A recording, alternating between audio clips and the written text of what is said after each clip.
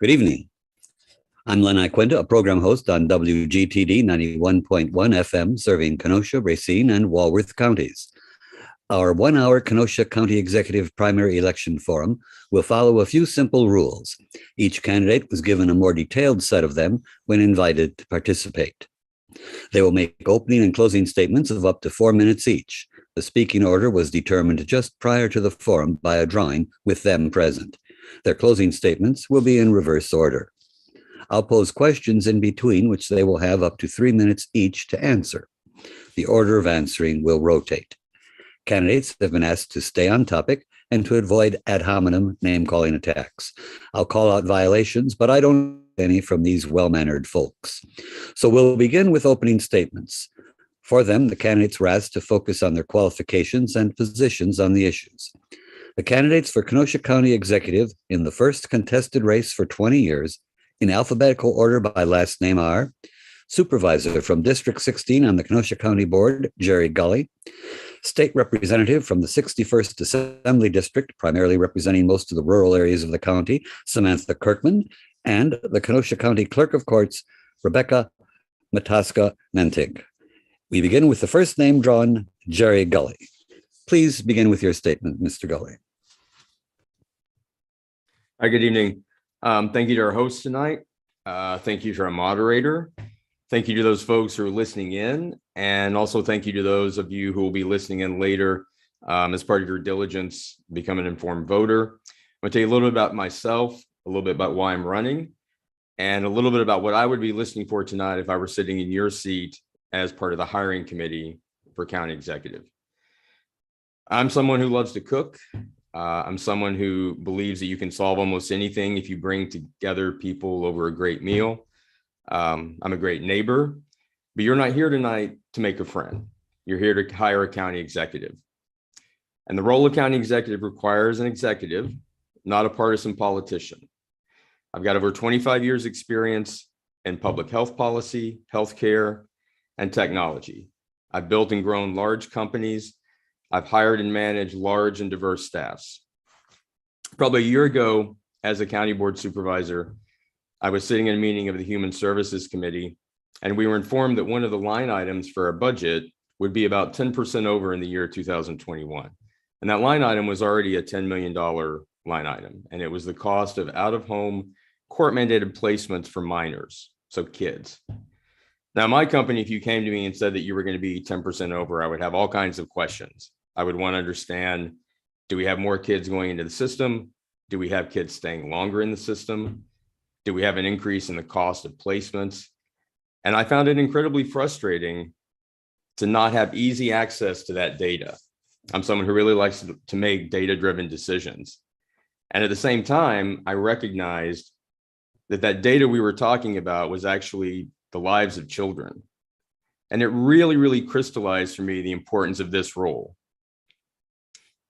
Excuse me. If I were in your seat tonight, I would be listening for someone who has a public servant's heart and an executive's business acumen. That's who I am. And I hope you'll hear that tonight. And as you continue to do your research, because I'm asking you to hire me to be the next county executive. Thank you. Thank you very much. I'm now going to turn to Samantha Kirkman for her opening statement. Well, good evening, and thank you to WGTD and Len Iaquinta for hosting the event tonight. I am a lifelong resident of Kenosha County, where I'm currently raising my 2 sons. I'm a graduate of Wilmot High School and of UW-Whitewater with a degree in political science and a minor in criminal justice. Over the last 20 years, I have made a difference for Wisconsin and for the people of Kenosha County as a state representative. I have served on many committees and have chaired 3. I have been through 11 state budgets and worked alongside of 5 different governors. I have collaborated with my colleagues across the aisle and across the state. I have built relationships across branches and levels of different government, and I work to represent those based on trust, respect, and understanding. My many years of service have been exciting and rewarding, and I have brought a wealth of knowledge and experience. But now it's time to use my experience and dedication here to focus on the county that I love. I have been attending many events and knocking on hundreds of doors over the last few months. The important issues that residents have brought to my attention are concerns about keeping our community safe, investing in our infrastructure, maintaining our quality services while protecting our pocketbooks. I firmly believe that my leadership and the passion and dedication I bring to public service is best suited to build on our strengths and successes of our past and make Kenosha County even better. And thank you, and I look forward to continuing the discussion tonight. Thank you. Thank you very much. Now I'm going to turn to our final speaker, and that is Rebecca Matuska-Menting. Well, good evening, everybody. And I too echo the thank yous from the other two candidates for all in attending and those putting it together. I too love Kenosha County, and I'm so glad to see that you have 3 qualified candidates who love Kenosha as well. I've lived here, I've been educated here. I started at St. Joe's and graduated from Bradford High School in the city. I went on to Parkside in Carthage, and I lived and worked here. And I was even able to obtain my master's degree in business management. I raised my family here. I have 2 children, Tony, who's a physical therapist, and I have a special needs daughter, Chrissy, who lives at home with me and her dad. My experiences growing up these last many decades have caused me to immerse myself in our community. In 2007, I became your clerk of court and representing all of Kenosha County. I manage a large department in conjunction with the judges. I implement and operate a $5 million budget. We are a very busy court system. We are a lean operation. We hold the line on our budget. Prior to my service as your clerk, I was the office manager in the district attorney's office, running a multi-million-dollar budget there as well. Prior to that, I was a caseworker in our child support agency. So I have over 20 years of working in county government. So I've seen so many successes, but sometimes I too have seen some of the things that don't work. Prior to my years in the public sector, I worked in private healthcare, private hospitality, and private law firms. And those experiences I brought forth in my management of the unique needs of our public sector administration.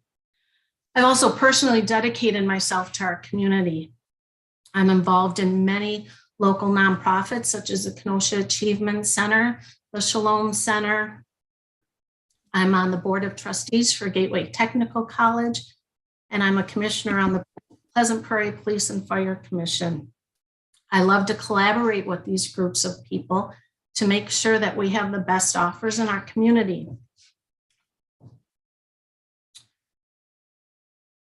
Some of the issues that I see coming forth as your county executive is that we need to make progress in a few different areas. We have a AAA bond rating, and that didn't happen overnight. Our county executive, Jim Cruiser, worked diligently over the last 14 years with past and present county board supervisors. And that is so incredibly important in the maintenance of our economy for economic growth and development that's going to protect our taxpayers. I'm a good steward of our tax dollars. I run efficient budgets. We have great parks, and that too is part of our infrastructure that needs to be maintained as part of our county executive's role in our community. We also need to continue to ensure the use of responsible taxpayer dollars, and that comes from a different level of players putting their hands into the ideas. Again, I'm a collaborator. I have a great innate ability to collaborate. I like to bring stakeholders to the table and vet out the issues and come to workable solutions. I'm passionate about doing good for all of Kenosha County, and my past experiences, education, and commitment to our community is what's going to make me the most qualified candidate to be your next county executive. I appreciate your time. Thank you. Thank you. Thank you very much. Now, we're going to turn to my questions. Remember, the candidates each have up to 3 minutes to answer the same question in alternating order, and we're going to start to answer the question first. Representative Samantha Kirkman. Please evaluate the county's use of resources. What are your thoughts on the taxes we pay for county services, the efficiency of county government, specific items you would support, and places where you would trim or cut entirely? Well, our county budget is $305 million. 72 million of that comes from the county tax levy. Overall, we spend about $106 million on human services and about $55 million on law enforcement or public safety. Those are the two biggest areas of the county budget. As we go through and we look at things where we would spend more money, obviously we have great assets like Brookside. Unfortunately, Brookside has taken some hits with the COVID situation and haven't been able to do a lot of the rehab. So that has impacted their budget. If I'm elected, I want to do a close look at Brookside and all the services and things that they offer. And how are they, go through a line by line review and work with Director Bagdala and see where we can make some good changes. Places that I love walking in our Kenosha County parks. I live right down the road from Silver Lake Park. So I would like to look at those valuable assets that they have. During COVID, I know that I spent a lot of time out there talking to residents who used it as an escape. They truly did. It was that one thing where they could be out and walking and seeing their friends and neighbors and do it in a distance way and stay safe. So those are the things that I would really try to focus on, in addition to our roads and our infrastructure. As I said, when I'm out talking to people, knocking on doors, county roads, state roads, a lot of times when people contact me, they don't necessarily know that it's a county road or a state road. They just want their roads maintained and not to have potholes.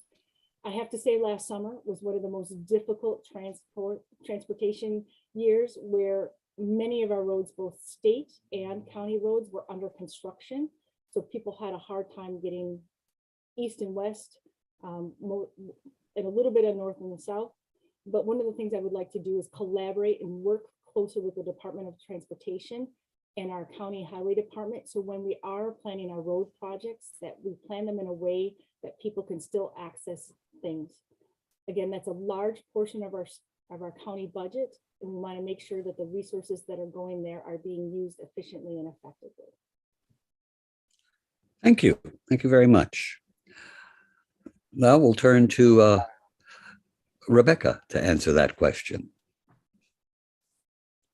Over the past 20 years, I sat in on a number of county board committee meetings and budget presentations. And to sit here today and say, what would I cut? I think that's a harsh statement.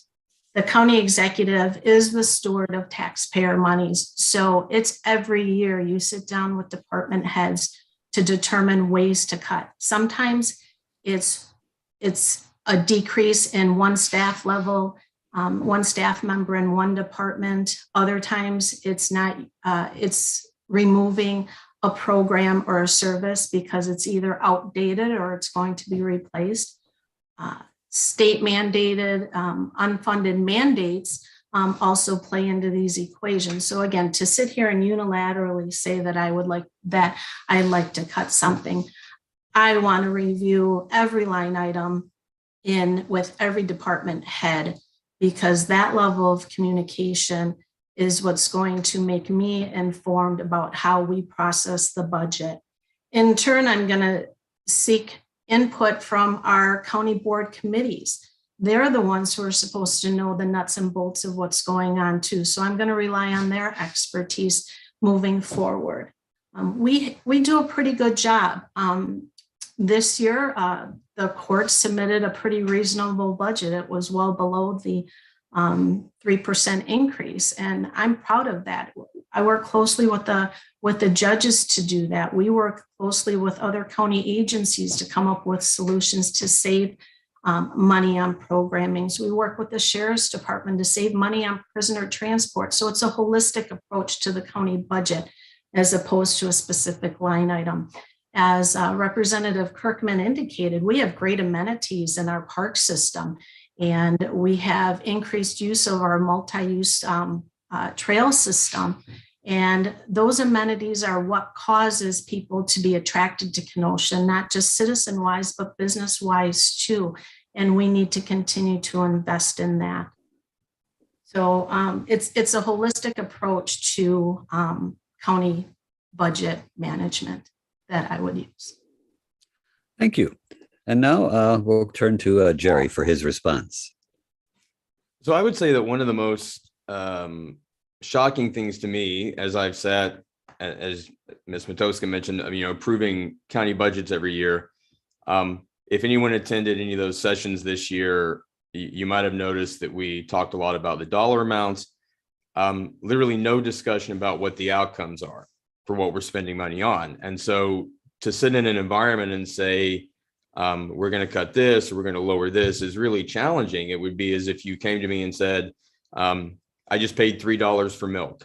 I would say, was it a pint? Was it a quart? Was it a gallon? Was it whole milk? Was it oat milk? And without a transparent culture that communicates what the outcomes are for many of our programs, our department, that is something I would instill first. And that would be in line with the first budget.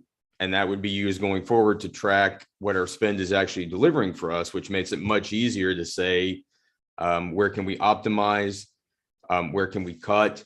I personally, as a business person, if I had a chance to look at Willowbrook, I would look at it from the perspective of what services can we add that would be available to help monetize that facility.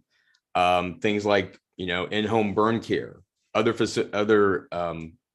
services that we could offer that would help with the revenue streams there. That's my answer. Thank you. Thank you very much. Now, on this one, we're going to start with Clerk of Courts, Rebecca. And the question is, Racine County privatized its nursing home. Should Kenosha County do the same? Why or why not? First and foremost, Kenosha County should be very proud that Brookside has been ranked nationally and is #1 in Wisconsin in the state of health for senior living. It's a fantastic job by the director, by all the support staff, and it's a standard we have here in Kenosha County that keeps every level of healthcare higher. So obviously, I'm a proponent of ensuring that Brookside does not privatize and stays as a public entity. The addition of Willowbrook a few years ago created the opportunity to become cost neutral. And I am very much in line with Supervisor Gully's previous comments of saying what services we can add. But right now, those facilities are in a bit of a crisis. COVID has not helped. The issues with the workforce have not helped. Trying to keep pace with wages is another factor, but people are leaving the healthcare industry quicker than we can add them to it. So I am a proponent of ensuring that we maintain here in Kenosha County the highest level of care and not privatizing it. Thank you. Thank you. Thank you very much. And now we'll turn to Jerry for his response. Supervisor Gully. I agree. I think it's an incredible asset for our community. I think it rounds out the services that we offer. I think it's a quality of life aspect, and our citizens deserve that. This is a really rough time to be in the business of healthcare, but I think in my business, what I see is this is the time to double down. The staffing challenges are real, but they're things that we can also solve. I don't believe that we will ever be able to compete with private companies simply on a compensation basis, but we can compete in culture and creating an environment where staff feel valued, they understand that their career paths. We can do that, and this is most definitely an asset that we should keep. Thank you. Thank you very much. And now I'll turn to Representative Kirkman for her answer. Thank you, Len. Well, Brookside is truly an asset in our county, as I said in my original question, in my first question. We spend $21 million on the operations of Brookside. And a few years ago, I was actually at Willowbrook at the groundbreaking out there, and it was great to be a part of that with the county supervisors and the county exec, members of the board, the Brookside board were out there, and it was a day to actually, look at what we were doing here in the county. So as we go forward, though, it is really trying to look at the challenges that our healthcare system is in.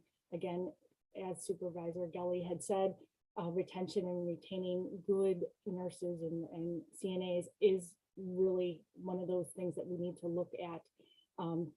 Actually, in the past, places like Brookside were looked at highly by nurses. So we need to come back to that, where we used to be and what made it such an asset a few years ago to want to work at that facility. So those are the things going forward that I would want to go through and look at the items, work with the people there to hear and hear their input and from the families. I had a family member who lived there for many, many, many years. And so again, those are the types of things that I would want to do if I was elected to county exec. Thank you. Thank you very much. And now for our next question, Supervisor Gully will tackle it first. Supervisor Gully, what would be different if you were elected? What will constituents say you accomplished in your 4-year term? How will Kenosha County be better? So I think first and foremost, that culture of data-driven decisions will be something that will permeate from the top down. I think a great deal of transparency will be provided. I'm a big fan of putting data out on public-facing dashboards. A lot of involvement in county government will increase. One of the things the county executive does every year is make appointments to commissions, boards, committees, probably in the neighborhood of 40 to 45 a year. I believe that those positions should be heavily socialized, heavily promoted, very transparent in the application process and the selection process. I think they should be competitive. I think that building those out increases your bench of people who want to run for office one day. And ultimately, I want to be remembered as someone who has created an incredibly positive work environment for those close to 1,100 employees that the county brings on board. Thank you. Thank you very much. A comment now from Representative Kirkman. Thank you so much, Len. I want to build on the successes in the county that we have. Supervisor Gully mentioned the forward-facing dashboard. During my tenure in this last session, I passed a bill to have the state actually do that, to bring transparency to state government to the people. So yes, I'd be interested in actually doing something similar, because I do believe that is truly important in bringing information out to the public. Things that are very successful right now is we have a Council of Governments meeting where we get together twice a year with the county exec and all the municipalities. I believe that we should do that even more. I attend regularly the fire chief and captains meeting. Our first responders, as public safety has been talked about by many of my constituents and our constituents, that it's so important. They need, our first responders, meaning our fire and our police, need to have a seat at the table when it comes to the Council of Governments meeting. I think joint services should be looked at. Right now, most of the representatives are from the east of the eye. There isn't a west of the eye person on the joint services. Even in talking at the fire chief and captains meeting last week, bringing a representative from the West End Fire Department to be a person who sits in on those meetings to be a part of that discussion, I think is important because, again, having the collaboration and communication between all levels and all different municipalities is critical to being successful going forward. Thank you. Thank you very much. And now the same question to Clerk of Courts, Rebecca Matuska-Mentink. So the question is, what would I do different if I was elected as county executive? Every position that I have had in my life could not be started with coming in and making significant changes. We have a great organization, and like Representative Kirkman, I'd like to build on those successes. That doesn't mean you don't have to rock the boat. As both of them alluded to, that dashboard presentation, I'm on the board of trustees at Gateway Technical College, and at every meeting, President Albrecht does provide that dashboard approach. And that dashboard is inclusive of information that we as the Board of Trustees have asked him to provide every month. And so that's a fantastic idea. And I'm right along with Supervisor Gully in bringing new faces to commissions.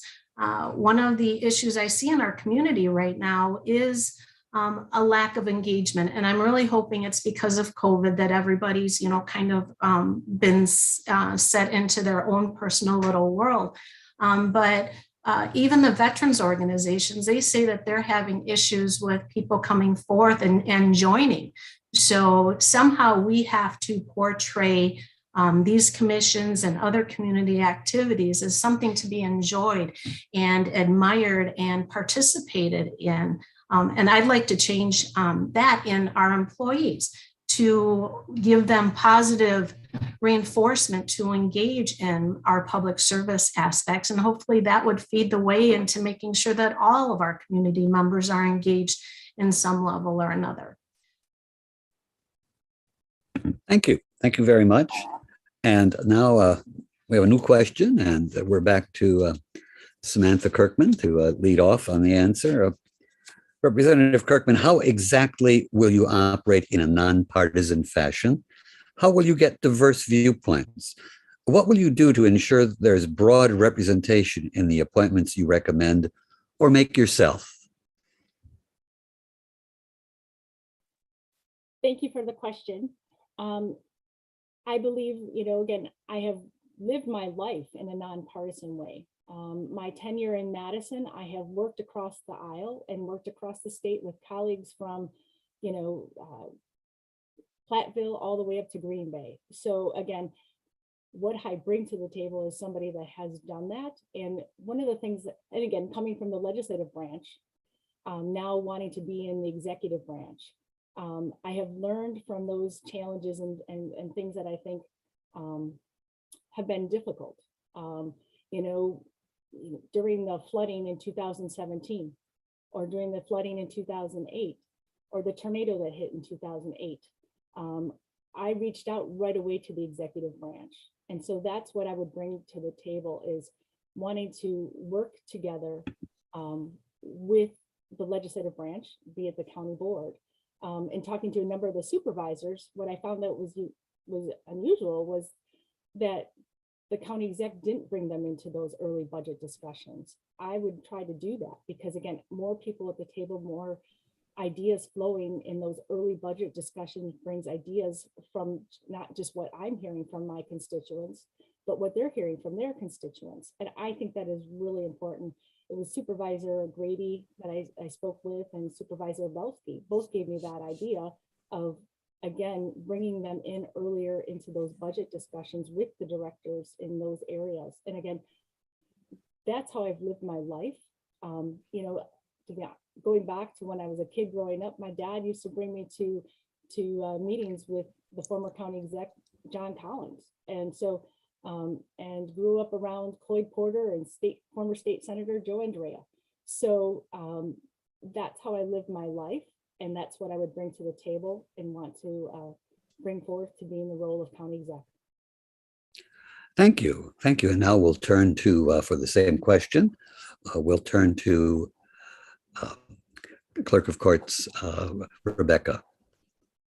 Thank you. Well, a nonpartisan manner is how I've operated my entire life. I am a constitutional officer, and the makers of our state constitution decided to make the office of the Clerk of Courts a partisan position. But there is nothing in my world that has a partisan nature in it. I don't run the budget that way. No budget decision is made that way. The papers that come across my desk are neither way either. When I'm at my state conferences for the Clerks of Court Association, there's usually around 50 to 60 counties represented. And about once every 4 years, maybe the topic comes up. Are you a D or an R, or are you an R? We operate on making sure that nonpartisanship is maintained in the court system. When I was in the child support agency, again, nothing Democrat, nothing Republican. Everything was nonpartisan. There wasn't politics involved. Managing the district attorney's office, we had to manage staff and we had to manage the budget. Whether or not you agree with ideas or decisions that are made, the management of all the offices I have held and worked in require nonpartisanship. And the collaboration that I've learned, the techniques that I've learned in my community service, sitting on a multitude of boards, again, it's collaboration. Our Susan B. Anthony Awards Committee, that honors standout women in our community once a year. And we have very strong, outspoken women at that table. And we have to come to an agreement as to how the event is run, who is chosen as our winners. And if you can't collaborate with all these minds, you're not going to get that done. So I'm going to use my experiences in that regard to ensure that that nonpartisanship is part of the county executive's office. And I like to hope and pray that we work towards making our county government more reflective of our community population. We have roads to pave in that regards. And so hopefully during my tenure, we put some action plans into play and move forward in that, so that we can have that broad representation that represents our community. Thank you. Thank you very much. And now same question to Supervisor Jerry. Well, I'm thrilled to hear my two colleagues who have both been elected partisan politicians for a long time being willing to embrace nonpartisan approaches. I've actually done that in my time in the Kenosha County Legislature. I voted for things not based on who was submitting them or who wasn't submitting them or who supported them. I find myself getting criticism from both sides of the aisle because I follow the compass that represents the people. And I'm going to continue to do that when I'm your county executive. The partisan division right now, especially at the county board level, is abysmal. And if you've attended any of those meetings, you see that. Having someone who is an independent like myself is the only way to move forward, coupled with strong data. If we begin with data, that removes a lot of the emotion from some of these discussions, and we can reach conclusions much quicker. Thank you. Thank you very much. Now we're going to start a new round of questions, and Clerk of Courts Rebecca Mataska-Mentink will lead off. Rebecca, what makes your candidacy truly different from your competitors? Why specifically are you the better choice?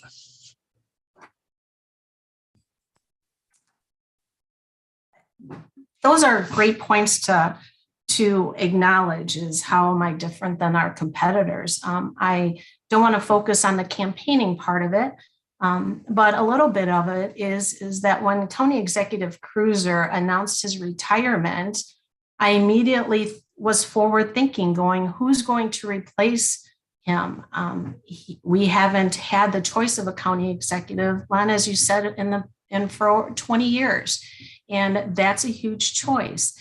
And it really didn't take long for me and some of my closest circle to put together the dots that I have laid the path to actually lead this office. I am self-motivated. I'm committed to our community.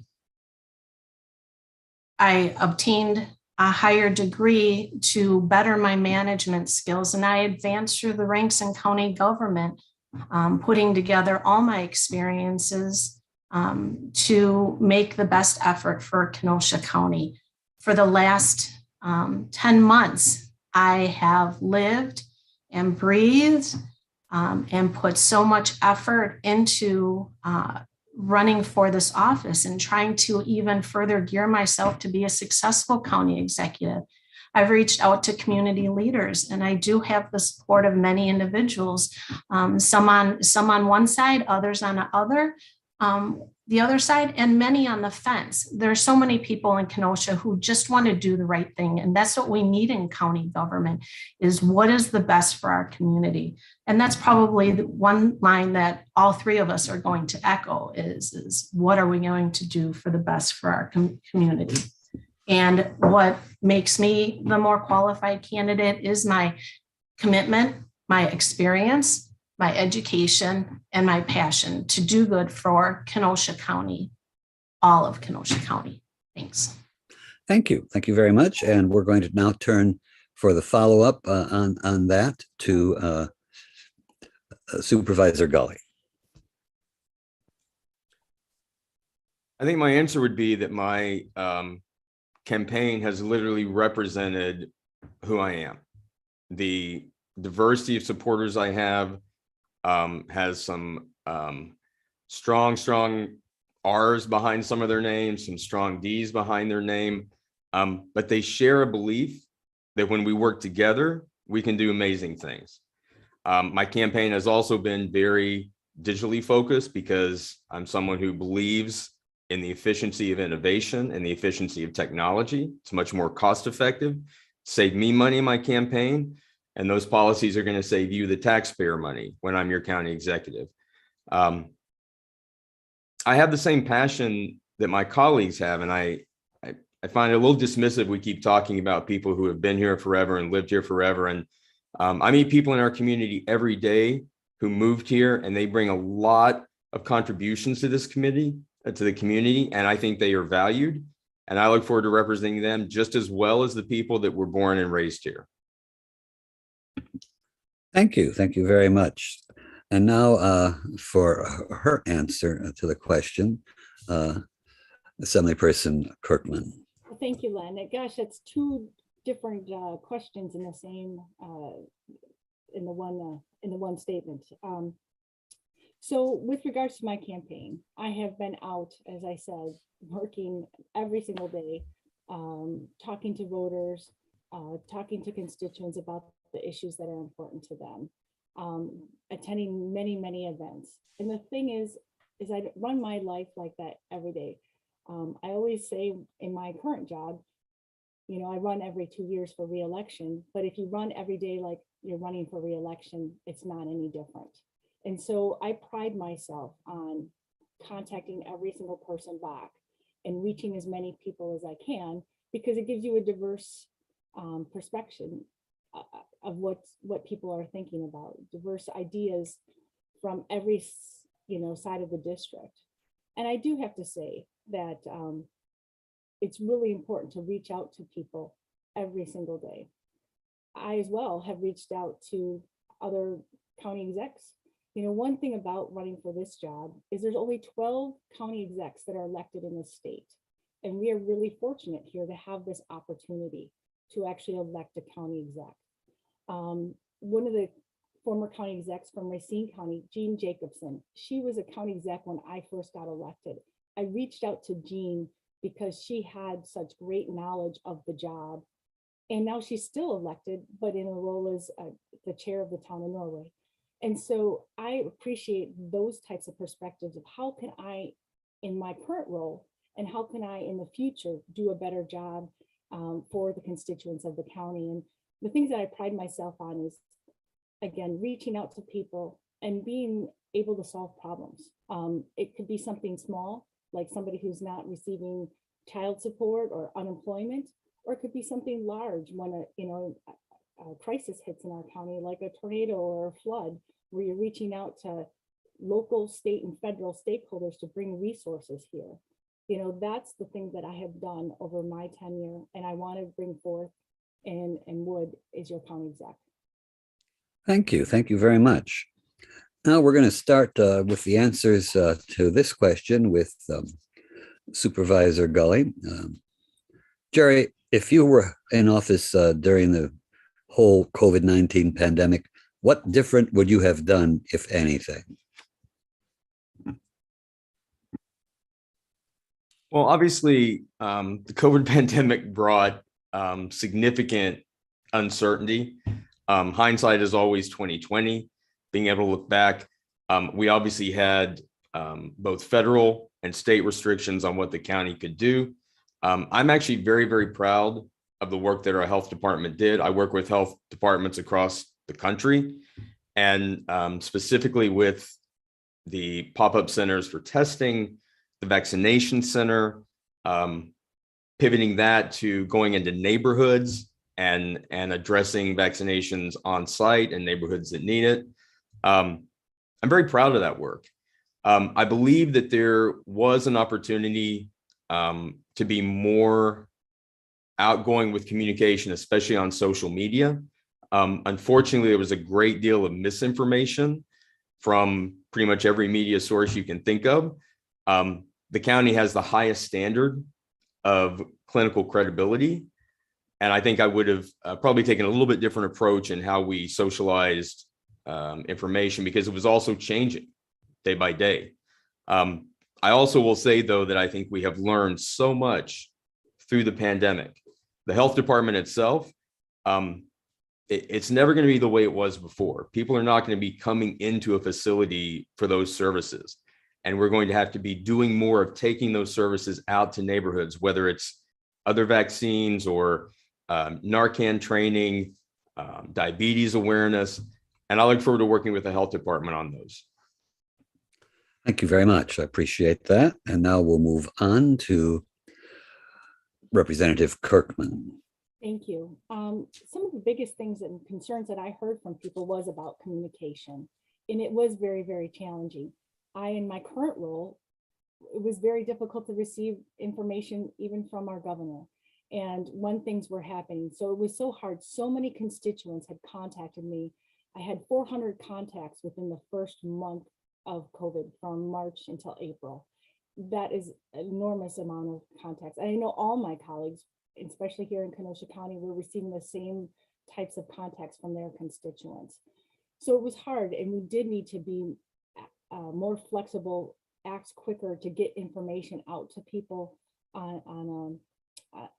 through other means, through social media and such. Like, I agree with Supervisor Gully.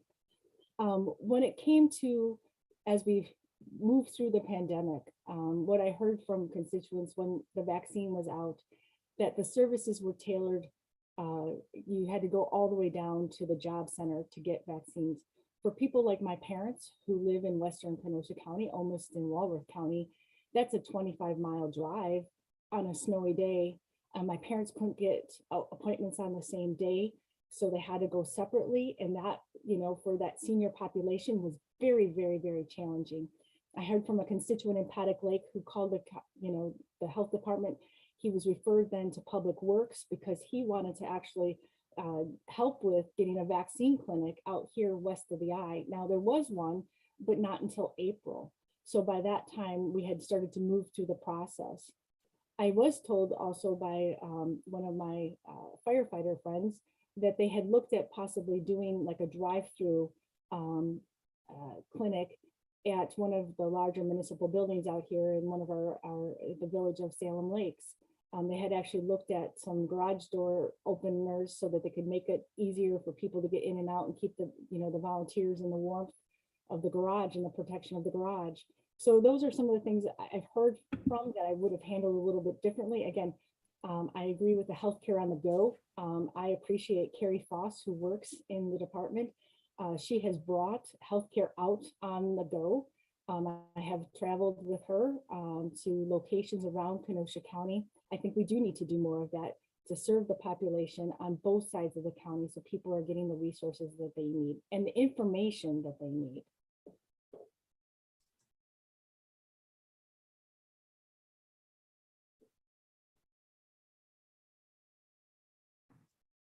Okay, he's muted, so I think maybe I'll just proceed with the question. Well, as the other two indicated, it's very easy to armchair quarterback this particular issue. And one thing I can say is that I'm very proud of the court's response to ensuring that people had access to justice despite the pandemic. And that's probably one thing that I would have, in armchair quarterbacking, that I might have focused on is making sure that the services continue to be available to the public. The county was able to quickly transition to remote work environments. Our call center in economic support was able to go remotely within a very short period of time. That kept our employees actively employed, providing services to people who probably never even used them before. But the access to justice, that was key. We did shut down our jury trials, but our courts went into Zoom mode. And we, with the direction of Judge Russell, who is a chief judge for Kenosha, Racine, and Walworth, we were the area who was the leader across the state of Wisconsin to make sure that continued. And so I guess, like I said, in armchair quarterbacking it would have been about making sure that the public knew what community services were still available. And Kenosha led the way in the vaccine response, and we mobilized quickly, but it's not uncommon for the county to mobilize quickly. During the floods that Representative Kirkman alludes to, our Human Services Department made tactical teams that went out to provide emergency services, again, to constituents that people that never needed that type of work before. So, and I too agree that communication can always be better, but again, armchair quarterbacking it, those are things we're all going to grow from. And the responses that we learned from the pandemic allowed for the courts to proceed during the civil unrest. Within 2 days, which was a statutory requirement, we were able to have the heart of our justice system for Kenosha County back up and functional, because we were able to work with other county departments to find locations to have the technology able to do that. So as county executive, I don't know if I would have done anything much differently because it's all in the moment, but all those experiences are going to make all of us better prepared to serve our community in the event anything even remotely that continues in the future. Or Thank you very much. All right, and now we're ready to move into our closing statements. Each candidate will speak for up to 4 minutes in reverse order from their opening remarks. We'll begin with Kenosha County Clerk of Courts, Rebecca Matoska-Mentink. Go.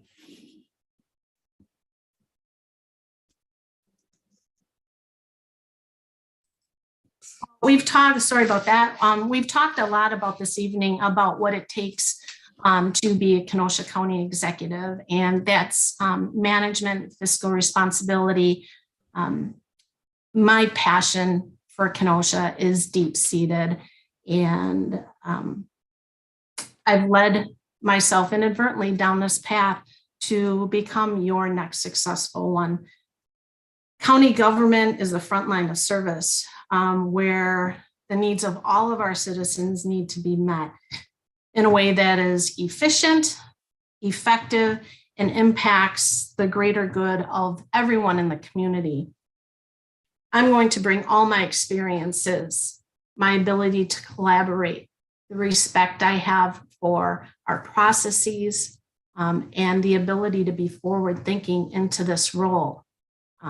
Bringing people together, listening to what they have to say, hearing what needs to be done, effectuating a plan, and then committing to that plan so that we continue to move Kenosha forward is my goal as your county executive, focusing on community safety, jobs, which includes not just job growth, but job fulfillment, and continuing growth in our infrastructure, which is more than just roads.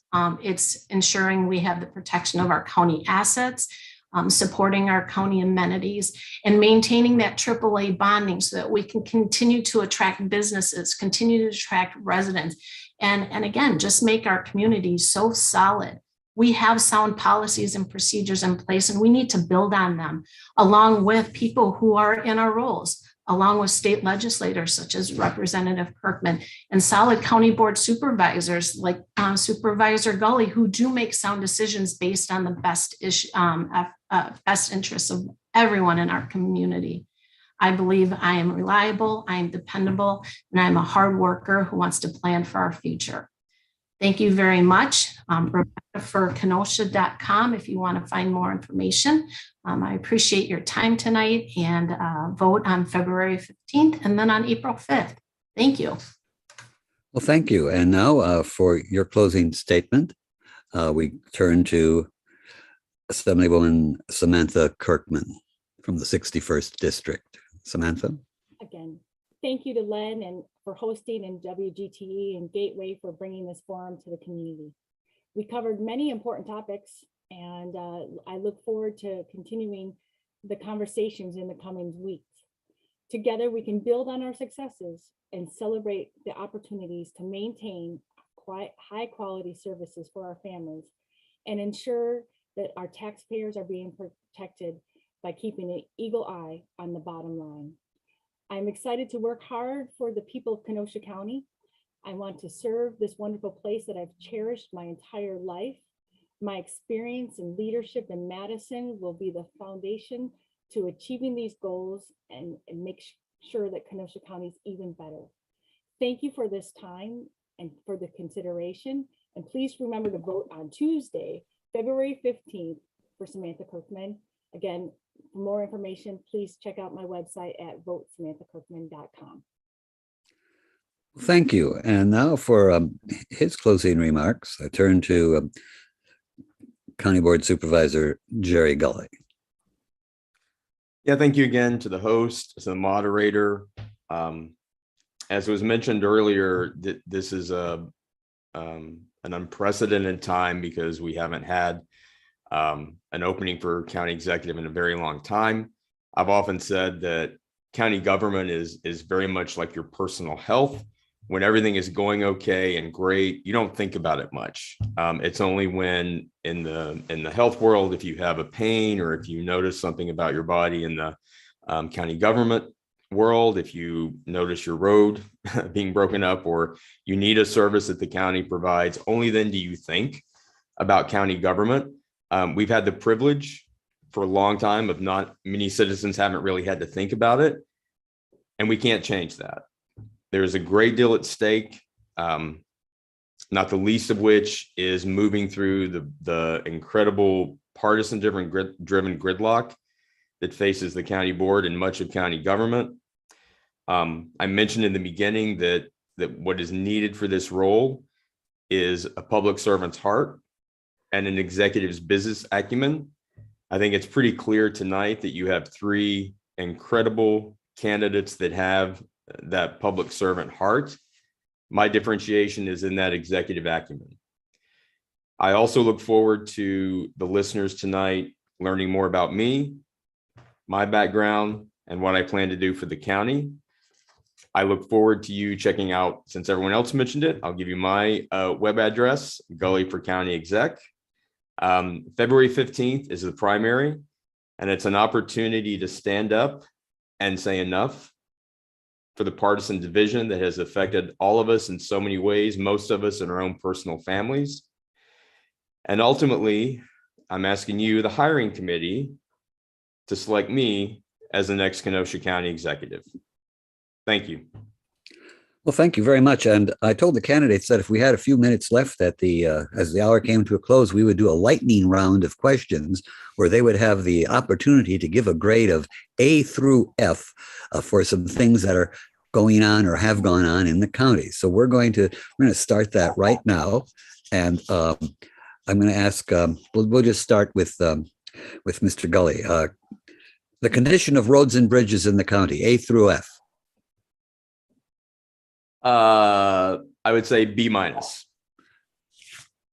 Rebecca, C. Samantha, C. a C. All right. How about the existence and enforcement of robust ethic rules for the county board members and for the county board employees? Rebecca, C. Samantha, I'll say B minus.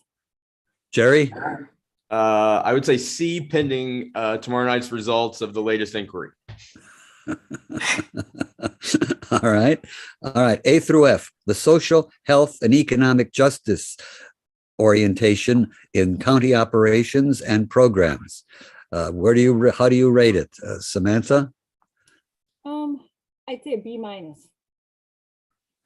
Becky, I still think I'm going to go with a C on this. Tons of room for improvement.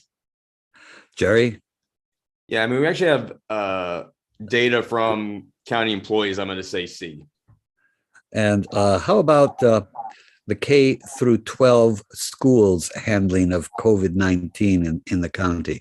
How would you grade that, Jerry? I would say B. How about you, Samantha?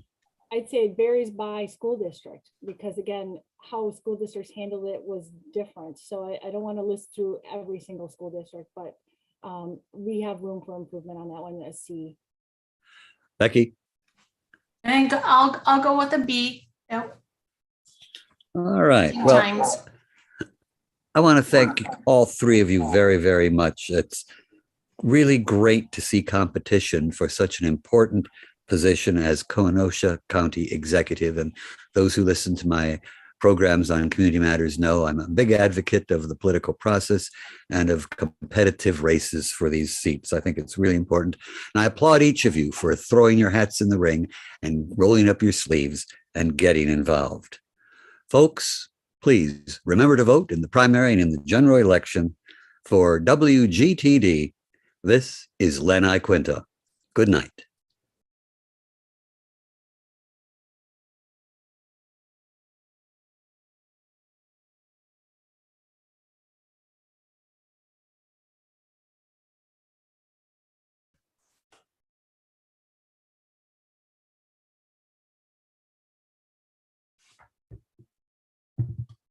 Len, I just want to say thank you. And Jerry, nice. Thank you for the, I don't know if you can hear me now, but thank you. I thought it was great. You got it's